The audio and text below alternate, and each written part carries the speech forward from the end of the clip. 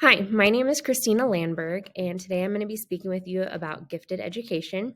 Here in a second, I am going to turn off my camera because there's a lot of information on these slides and I don't want my face covering it up. Also, it's pajama day today, so I did not wear any makeup or dress professionally, so I don't want to have my face on there the entire time. This is what teacher life looks like. Okay, let's jump right in. I am currently the gifted and talented gift education teacher and coordinator for the Carthage R9 School District. A little bit about me: I have a Bachelor's of Science in Elementary Education from Missouri Southern. I have 3 master's degrees. The first one's in school administration, the next one's in teaching and technology, and the third is in gifted education. And finally, I have an educational specialist degree in curriculum leadership. Through my teaching experience, I've held many roles. I've taught 3rd, 4th, and 5th grade and have worked on many of curriculum teams, technology teams. I've done a lot of online education for students and for teachers, in-person trainings for teachers at Missouri Southern.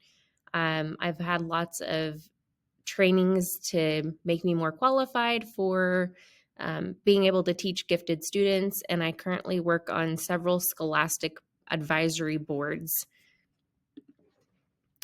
Today, we're going to be speaking about 4 different things. The first is going to be the characteristics and overexcitabilities of gifted students. Next, we're going to move into the identification of gifted students and of twice exceptional students and their characteristics. Third, we're going to be talking about program models available in Missouri. And fourth, some good educational practices for teachers. So there are several myths that I want to go over with you before we dive into any further. The first one is that gifted students are good at everything they do. They get good grades and they don't really need extra help. That is not true at all. A lot of gifted kids are good at many things, but then they're not good at a lot of things also. They only have to be considered gifted in one area to qualify for gifted services. So it may be a content area like reading, math, or writing, but it could also be in their spatial awareness, or it could be the arts such as music or even drawing and things like that. When I took this position, a lot of people told me, oh, you're going to have the easy kids. That is not true at all. Many gifted students are a behavior in the general education classroom, and that doesn't stop when they come to my classroom. They're not challenged enough in class, which can sometimes cause them to be a behavior problem. But in my classroom, when you combine a bunch of gifted kids together, it doesn't exactly look like a gifted class all the time. If a teacher came into my classroom not knowing it was a gifted education classroom, they might say that it looked more like a special education classroom or a behavior classroom, because all of these kids are very high energy. Many times they are misdiagnosed as having ADHD, and they have some things called overexcitabilities, which we're going to discuss more later on in this presentation, but it makes it hard for them to control their actions at times. Another myth is that students who receive poor grades cannot be gifted. Gifted students, they don't have motivation all the time because it's so easy, and so they don't give effort. If you ever see a kid that gets 100% on all the tests, but they don't ever do their assignments and they're failing a class, it's probably because they know the information and they're bored out of their mind. Students with an IEP cannot also be gifted. That is not true either. A lot of times a student can have an IEP in reading, but then they can be gifted in math and they would still qualify for gifted services. This is called twice exceptional, and we're going to discuss this more later also. But these kids are many times overlooked for gifted education services because they have an IEP, but they actually are the ones that probably need gifted services the most to be able to handle the challenges that they face with having both an IEP and also being gifted. Gifted students are happy and well adjusted at school. That is also not true. Gifted students are one of the most likely subgroups to commit suicide than any other group in the school. A lot of times they struggle with things like anxiety, perfectionism.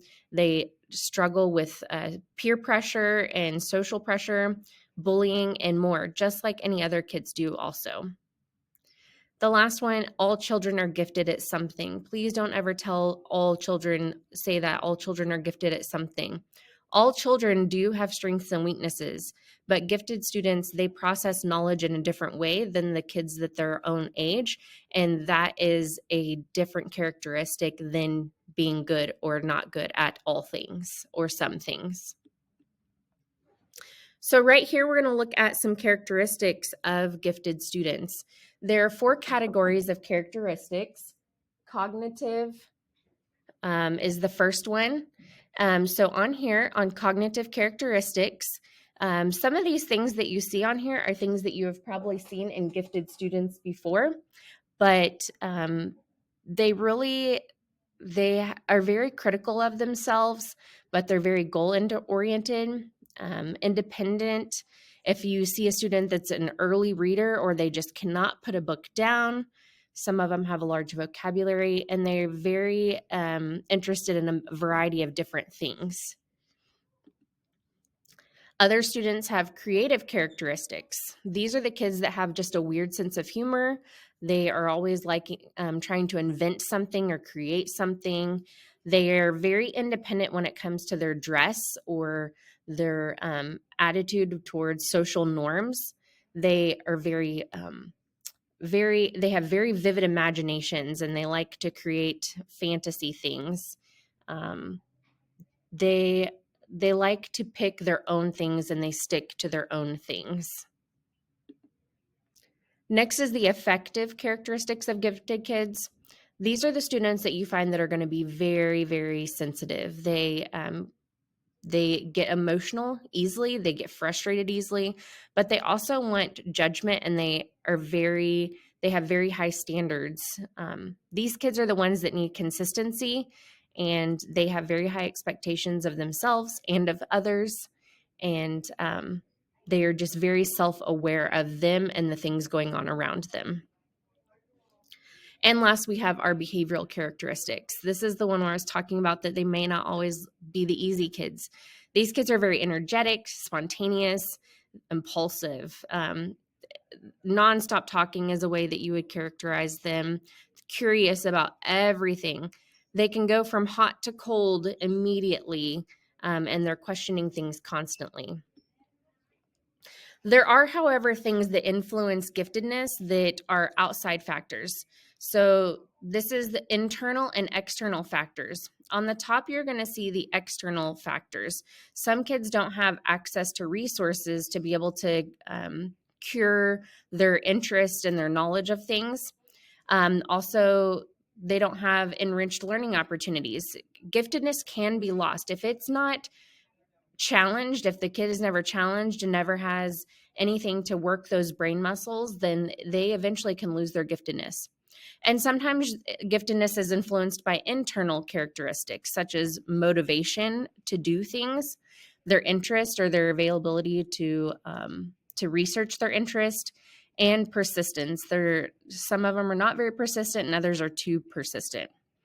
Down here, this quote meant a lot to me. The promising child can become a mediocre adult, or in other instances, an individual can become a late bloomer in a talent domain. That just means that if kids are not nurtured, then they can become nothing as an adult, or also kids that are nurtured with the right tools and creative thinking abilities can become a gifted student or awesome as they get older.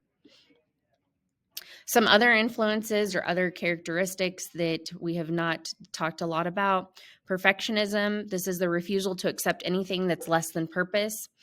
Asynchronous development, which is a mismatch between their cognitive ability, their emotional ability, and their physical development.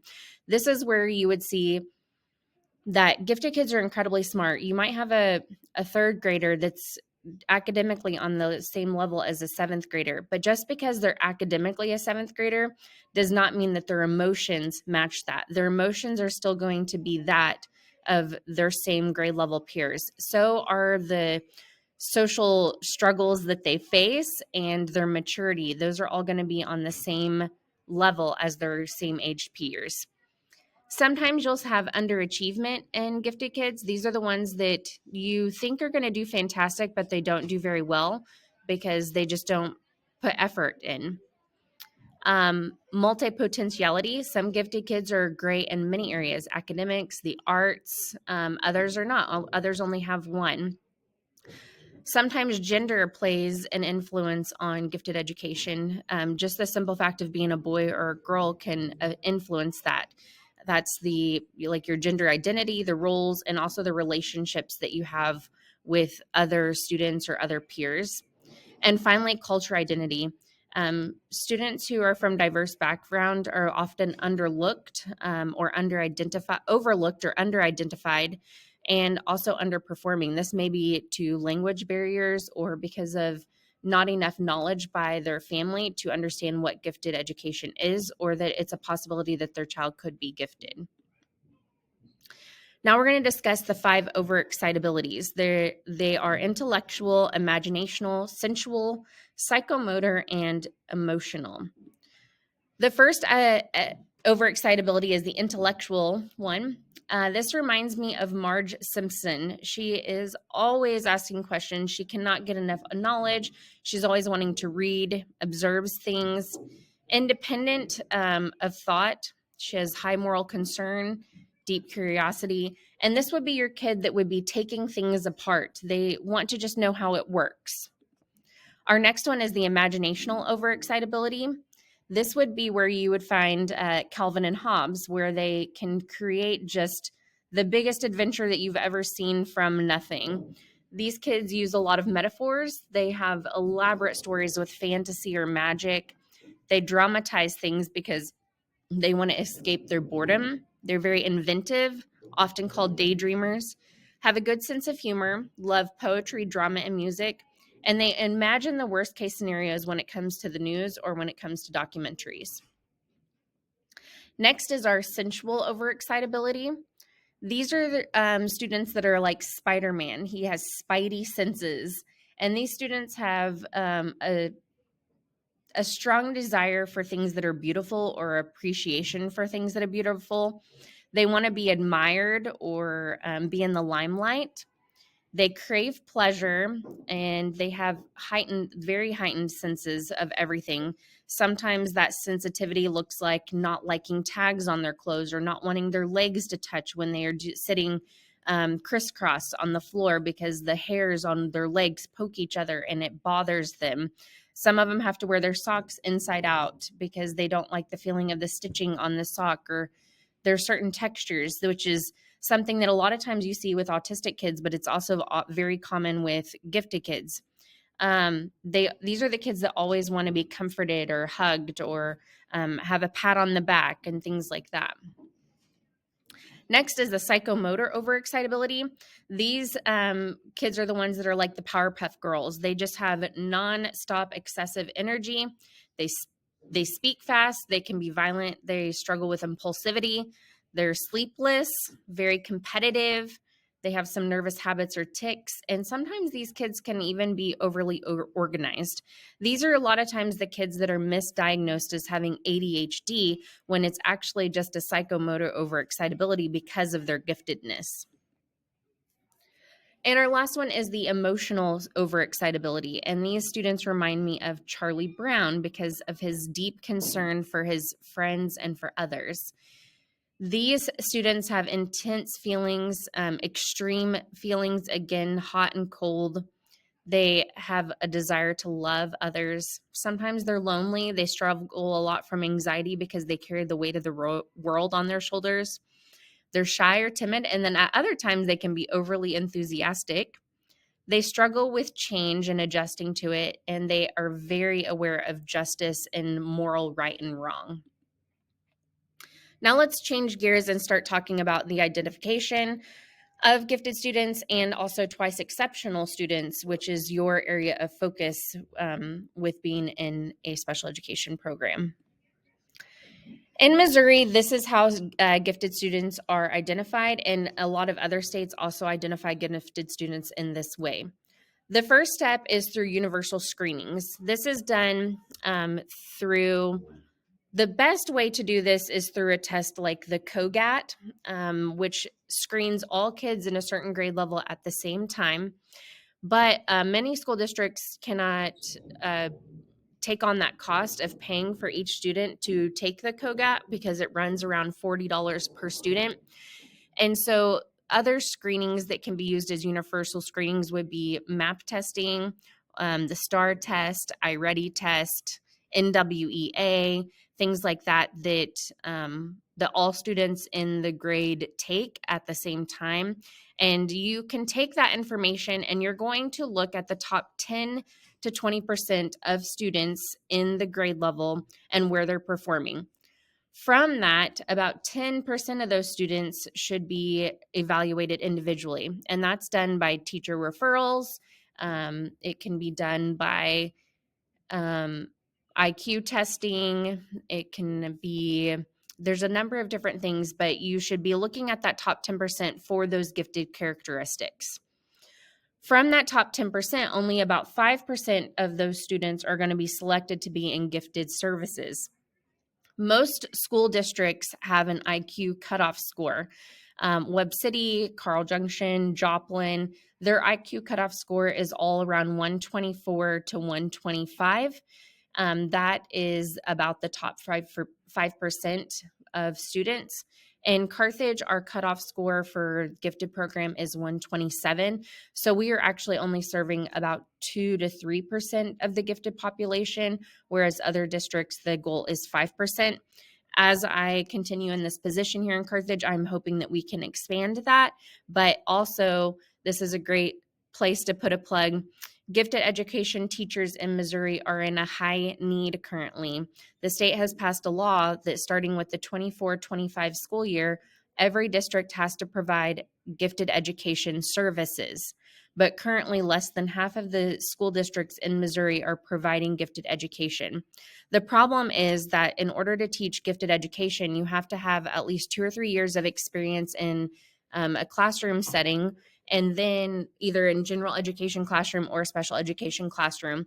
And then in Missouri, you're required to get a master's degree in gifted education to be able to be a gifted teacher. Now, you can get a provisional certificate where they give you 2 years to complete your coursework. You have to complete at least 9 credit hours a school year and get your certificate that way. And I've heard that there's some grants coming through the pipeline. So if you want to be in a field where you are in high demand, get that gifted certification, because there are going to be a lot of school districts that are going to be looking for teachers in the next few years. All right, next, let's talk about twice exceptional students, or another name for them is 2E. This term specifically refers to students that are gifted, but they also have a learning disability such as dyslexia, ADHD, autism, or other things. These students think and process information even more differently than just a regular gifted students. They are usually very sensitive, both emotionally and intellectually, and they struggle to complete tasks that a lot of other kids complete with ease, and even their gifted peers would feel are easy. These students are probably one of the most difficult to identify because their gifted abilities are masked by their disability, or they might have a lower IQ score because of their disability, but they are still gifted. They still think about things and process things in a different way than a normal child would. A lot of times, 2E kids may be identified into one of these 3 categories. The first is students that are identified as gifted, but they do not have an identification of having a disability. So they might go unnoticed for special education. They could be considered as underachievers, lazy, or unmotivated, or they achieve at grade level until the curriculum is more difficult and then they start failing. The next category is students that are classified as having a disability and may have an IEP, but they don't get the classification of being gifted. So they are part of programs that only focus on their disability, but they never get any support for their giftedness. They are inadequately assessed for intellectual abilities, and they become very bored in special services if the services are not challenging them enough. And finally, students that are not identified as gifted or having a disability. So These students might achieve a grade level and be considered as an average student when they're actually gifted. They will start struggling more when the challenge of curriculum becomes more difficult, and they may never be referred for special education due to lower achievement test scores because of their gifted ability. I'm going to go back here and talk about this just a little bit more. This right here is where teacher identification becomes so important. If you have a kid that you're like, there's something about that kid and I just can't pinpoint it, that kid is possibly one of the kids that would fit into one of these categories. Those are the kids that you might see some characteristics in you, or you can't explain why they do a certain thing or act a certain way, that there's just something quirky about them, or they're capable of more and they're just not doing it, or they seem to really struggle on this, but they shouldn't be because this other thing comes just so easily and naturally to them. Those are the kids that you need to look at for these things. They might be gifted, they might have an IEP, they might have both.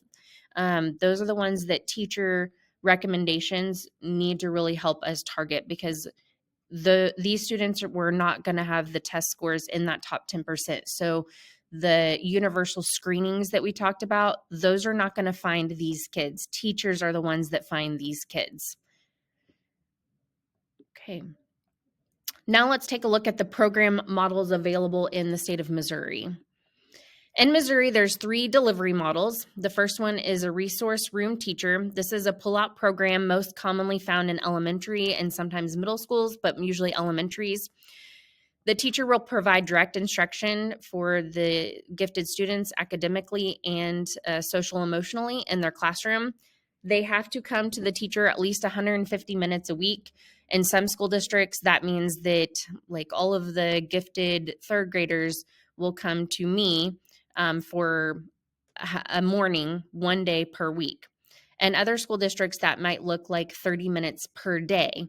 But either way, they're going to a separate classroom and having instruction for at least 150 minutes a week.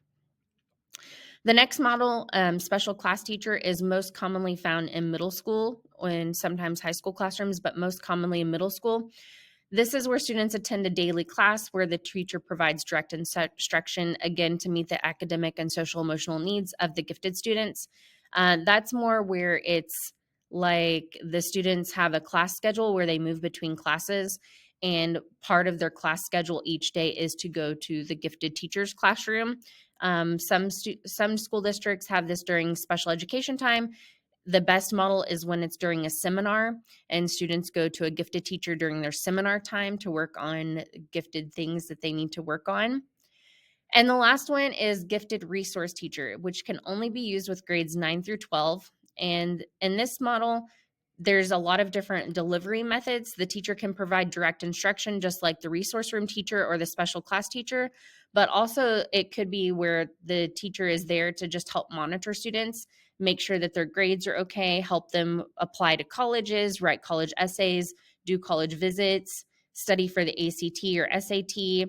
They can work with classroom teachers to challenge the students more and help with them with research projects that they might enjoy. Finally, I don't consider this a delivery method, but I guess it is kind of a delivery method, but it's the Program for Exceptionally Gifted Students, or PEGS. There are certain schools in the state of Missouri that are created for students that are considered profoundly gifted. Those schools provide specialized instruction 5 days a week, every day, all day, for students that have an IQ score of at least 140. Because I was doing this presentation, I looked up last night how many students that I have here in Carthage that would be considered profoundly gifted. And since 2019, only 5 students have tested at 140 or above in the entire school district. And only 3 of those I currently provide services to. The other 2 students are older students. I'm not sure if they're in junior high, high school, or if they've graduated, but only 3 of those students are in 2nd through 6th grade currently in Carthage. So these students are going to be very few and far between. Less than 0.5% of your gifted population is going to be exceptionally gifted or profoundly gifted. And these students pose an even more of a challenge because they are ridiculously smart, but they also have a lot of those same characteristics that they struggle with. And emotionally and socially, they are still the same age as their other students. And that's their interaction that they're going to have with them. But there are several schools in Missouri that do provide education for these students to specifically work on their abilities. There is none in Southwest Missouri, but in the larger cities, you will find those schools. Finally, educational practices, things that are going to influence how you teach, what you teach, how you should teach it. The first question is more for teachers that are already out there, but this is something that I really want you to think about as you become a teacher. When was the last time you differentiated for a high-performing student as much as you differentiated for a low-performing student? You're not going to find very many teachers that can say that they do that regularly for high-performing students, because they don't have to worry about their test scores. They know they're going to get proficient or advanced on state testing. So they don't have to spend as much time pushing those students further. Whereas the lower students on the lower end of their testing, those students are the ones that need support to get onto grade level. But gifted kids deserve to be pushed just as much as lower performing students do.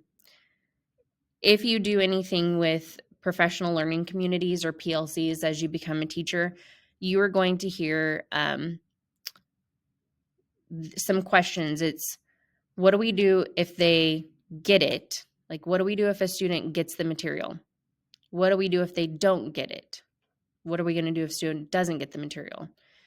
It's easy a lot of times for teachers to answer what they're going to do when they don't get it, but not always what they're going to do if they do get it. So we're going to talk about that a little bit. Before we do, I really like this quote. Gifted education used Bloom's taxonomy to emphasize higher order thinking skills before it was a common practice. Enrichment through depth and complexity and differentiation strategies began as gifted education practices before wider adoption into general education at the end of the 20th century. And that was something Todd Kettler said in one of his books, and it's 100% true. Gifted education focused on DOK levels and Bloom's and depth and complexity before it was ever a thing for general education classroom teachers. Now it's a thing for general education classroom teachers. There's a less of a focus on it to be important for gifted education students, but it is still very important for your gifted kids. So the problem with education is that standards fail to define the intervention methods necessary to support and challenge students who function well above grade level expectations. We have tons of funding and tons of programs to help and address students that are underperforming. Missouri is currently passing a law right now for students who are not reading on grade level, that they have to have a plan in place to help them get onto grade level reading. There's programs like letters training and Title I services that are going to help those low performing students get onto grade level. But gifted education services is the only way that gifted students are receiving extra services to be able to advance to higher levels. And I'm not going to lie, when I took this position, it was very difficult. I went to my principal and I said, this is hard. Never in my teaching career have I ever felt like I didn't matter as a teacher, or that I was just one more thing that a principal had to deal with in their schedule to provide services to these students. And that's hard because I've always been like a classroom teacher, and with the group that is important, you know, you got to reach all these kids, you've got to help them perform better, you've got to do all these things. And now I'm the one that's having to advocate for my students and how they need these services and they need these things to be the best them, just as much as every other kid in the school does, just as much as those lower achieving schools. So how do we address this problem? How do we overcome it? This is what I tell my classroom teachers. The solution is to provide authentic learning experiences, those real world problems that those students can solve. These problems promote complex connections of core knowledge and real-world application. You can do this by taking 1 or 2 lessons a year and changing them from just a regular lesson and focus on putting it to where it could be real world application. You don't even necessarily have to do it for all of your students, but it is a good practice to do for all of your students in your classroom.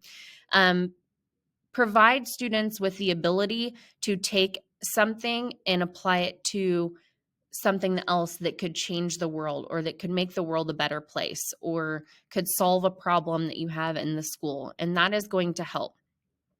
You do that also through providing higher level thinking questions. Every lesson that you ever create, no matter what type of classroom you are in, you should have a DOK or Bloom's chart and have at least 1 or 2 questions for that lesson that are going to be a higher level thinking question. It's not just going to help your gifted kids, but it's going to help all the students in your classrooms become better thinkers and think deeper and more complex by doing that. I always recommend that to new teachers that I'm mentoring because it's a good teaching practice. So, how do we do it? I already said the first one. We focus on questions that cannot be easily looked up. They're complex. Try to hit those DOK 3s on a regular basis of asking those questions. Next, we're going to provide support to gifted students through mentors, or even for twice exceptional students, mentors that might have some of the same characteristics that they do. Looks like finding an engineer to come into your classroom and talk to a student about the process that they have to go through. That student can ask them questions or build a relationship with them. It doesn't necessarily have to be an engineer. It could be an artist. It could be a musician. It could be another teacher in your building that has a skill of something that they are really good at, that student is also good at. By providing those experts to help those students, it's giving them an opportunity to kind of hone their craft and develop those skills that they may not otherwise have an opportunity to develop. Another way is to incorporate technology into your classroom. There are lots of groups available, lots of ways that you can connect with other classrooms around the world. You could set up a Google Classroom with students from other school districts that are also gifted to help students work on projects. That also makes it more real world. These students can have access to higher level academic conversations and materials, and they can work on developing professional level projects that are going to be of adult quality. And that's another place where you can work with those mentors. And finally, stop giving multiple choice tests. These tests are just right or wrong. They don't allow students to analyze information or evaluate, to think critically. They don't allow for multiple perspectives or complex evidence-based answers. This is another skill that's going to help all students in your classroom, not just gifted students. More and more standardized testing is going in the direction of this. They are eliminating the multiple choice questions and replacing them with more depth and complexity type questions where students have to explain their thinking. So having practice with it in the general education classroom or the special education classroom on a regular basis is just going to set all students up for success whenever they leave your classroom. Some other just general gifted practices that teachers should be aware of for if they have gifted students in their classrooms. First, gifted students should never be required to complete schoolwork that they missed from a regular classroom if they are gone to their gifted classroom. They shouldn't feel like they're being punished by going to gifted class. They are getting the instructional material that they need in gifted class. This is the same for your special education students. When they go to their special education classroom, you're not giving them extra work when they come back to your classroom to complete. They are completing the work that is geared and meant for them while they are in special education class. It's the same thing for gifted students. They are completing the work at their level that they need while they are in that class. So they should not be given the homework they missed, the schoolwork they missed as homework whenever they come back to it. So think of it as a service, just like they're receiving a service for special education. These students are receiving a service for gifted education when they come to a gifted classroom. The second gifted practice that you should follow is that gifted students should never be expected to learn new material on their own. Classroom teachers are responsible for making sure that if they teach a new concept while a gifted student is not in the classroom, that they are providing a way for the gifted student to learn that material. This can be done on another day in a small group setting by compacting the instructional material. The reason you would compact it is because gifted students only need 1 to 3 times of instruction and 1 to 3 times of practice before they master a new skill. Whereas a general education student, they need to see the skill taught 3 to 7 times, and they need to practice it 7 to 10 times before they have mastered that same exact skill. So by compacting the instructional material and only having 1 or 2 practices, that gifted student is still going to reach mastery of that subject or of that instruction just as quickly as a general education classroom student would. Other teachers can provide notes for what they taught while they were gone, videos. You can provide time before, after school, during like a seminar time, things like that, to allow students to have an opportunity to catch up on that material that they lost, but never give it as homework and never make it take the place of recess or something that would feel like a punishment. And finally, gifted education services are not optional. A lot of states now require an IEP for gifted students, and those IEP minutes have to be serviced just like special education minutes have to be serviced. The state of Missouri requires that gifted students receive a minimum of 150 minutes of services per week for their gifted services.